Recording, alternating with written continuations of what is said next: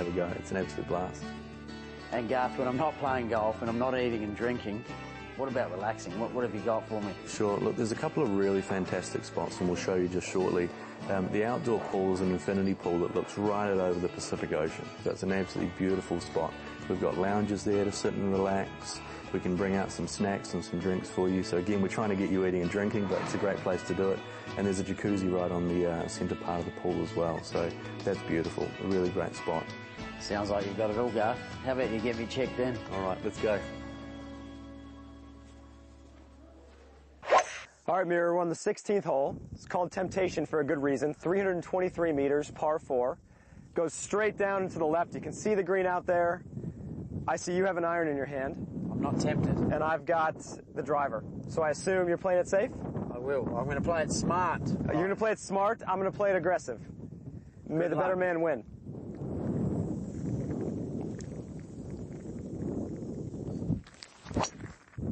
Oh, that's right at it again.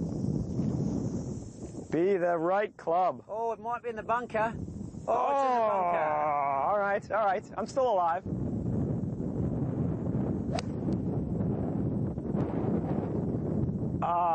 Fairway bunker. So much for playing it smart. I've landed in one of 5 bunkers.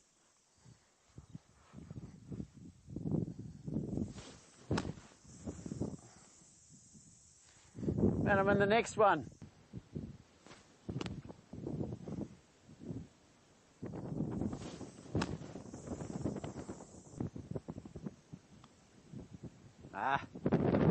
Looks like aggressive one on that occasion. Very close to lay out. Could have gone either way though. All right, so we're on the 17th hole, aptly named Rainbow, 403 meters, and the toughest hole in the golf course, #1 handicap. What do you think? Big downhill. It is a bit downhill.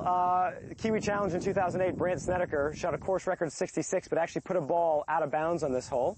Came back to the tee, still made 5 en route to a 66 course record.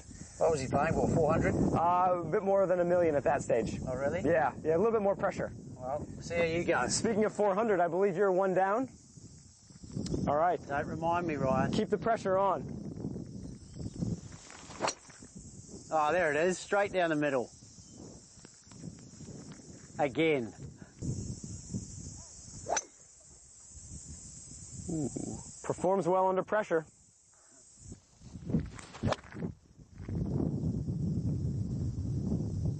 Good shot. Just right. Well struck. Oh, a bit long, Ryan. Bit long.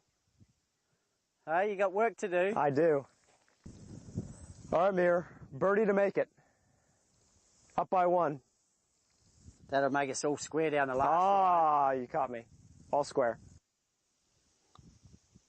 Hey? Oh, well done. Well done. All right. It goes to 18. We're going down 18. $400,000 on 1 hole.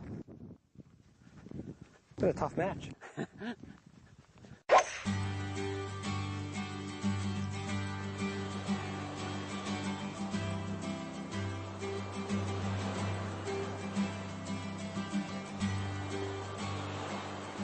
Samira, one of the best activities you can do at Kauri Cliffs is fishing from Pink Beach. So this beach is pretty spectacular, crushed pink and white shells throughout. We've got a pretty amazing rock cropping over here. And then the 7th tee is directly behind us here. So it's a great spot to walk to, take a bike ride to, or as we did today, a nice time to jump in a Land Rover and come down. Should we try and get a fish? I think we should. Let's do it. It's dinner time.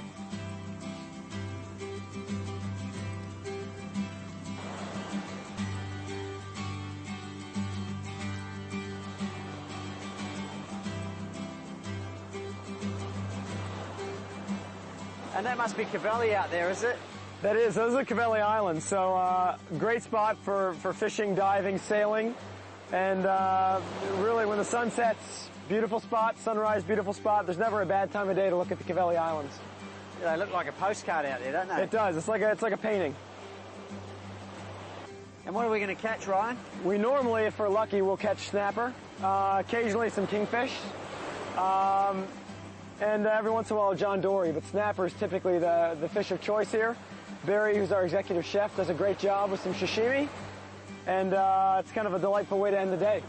And I hear you have the odd barbecue out here as well. We do. This is a great spot. We do a Friday evening barbecue during the summer, and it's definitely one of the highlights of the week. Certainly one of Mr. Robertson's favorite things to do. And the beach is drawing everything from proposals to anniversaries. It's, you know, private picnics on a daily basis. I think I might have one here. Ah, very nice. Oh, he's got away. What are the other sorts of wildlife you can see? We see some great things here. We have blue penguins down here from time to time. We do get orcas, dolphins. We've had pretty much the whole run in the bay here, so it's pretty cool when we do happen to see an orca or a group of orcas in the bay. The biggest challenge is getting that word out to all of the lodge guests and all the golfers as fast as we can, so they can get to a good vantage point to be able to snap some pictures, because it's a once-in-a-lifetime experience. You really get orcas this far south, yeah? We do. We had some right around Christmas time, actually. You get any icebergs floating up from the Antarctic? Haven't had any icebergs yet. Not quite.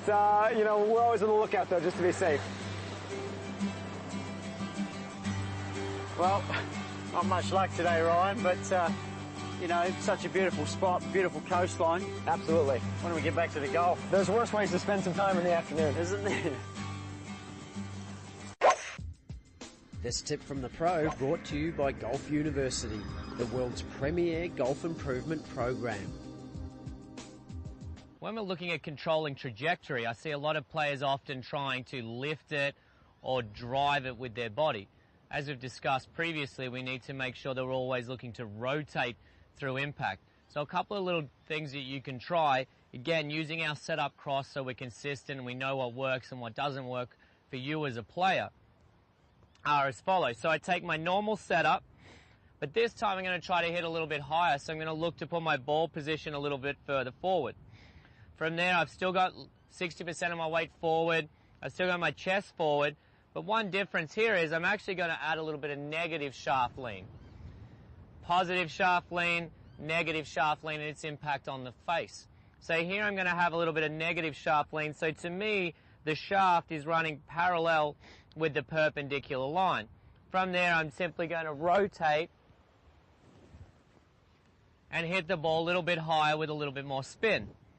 Then I'm going to look at playing a slightly different shot. So I'll put the ball back in the same position, but this time it's going to go further back in my stance. It's still in the same position relative to the perpendicular, and I'm going to look at adding a little bit of positive shaft lean. So now I've got the shaft length a long way forward to the perpendicular line, and I'm going to rotate,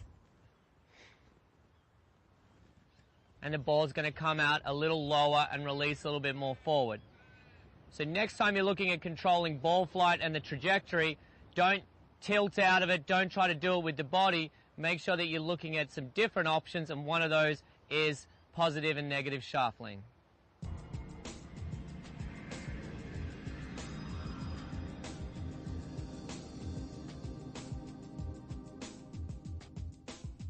It's all come down to this, the 18th, as it normally does. We're all square, we're playing for $400,000, and I'm away. It's a 458 metre par 5, and it's right up the hill, right to the clubhouse, so it probably looks about 658. Bet you've seen a few stories here, Ryan. I certainly have. This is a monster of a golf hole. On my first day here 4 years ago, Mr. Robertson actually bet me that I couldn't come to this tee box and fly a ball onto the fairway. I came back into a pretty stiff breeze, and I literally got it about a meter onto the fairway, so I won the bet, but there was a very small margin of error. And this hole actually, because of its size, being wide and tall, it's named Tani Mahuta after Julian's favorite thing in New Zealand, which is Tani Mahuta, the 2,000-year-old kauri tree in the Waipua forest. Really? Absolutely. So you reckon you just cleared the gully there? I think clearing the gully is a good shot. We'll see how we go. That's going to do it. Nice shot. Oh, he's carried that too. We've actually planted quite a few infant kauri trees down here as well. Right, and they'll take 150 years before they're monsters. Yeah.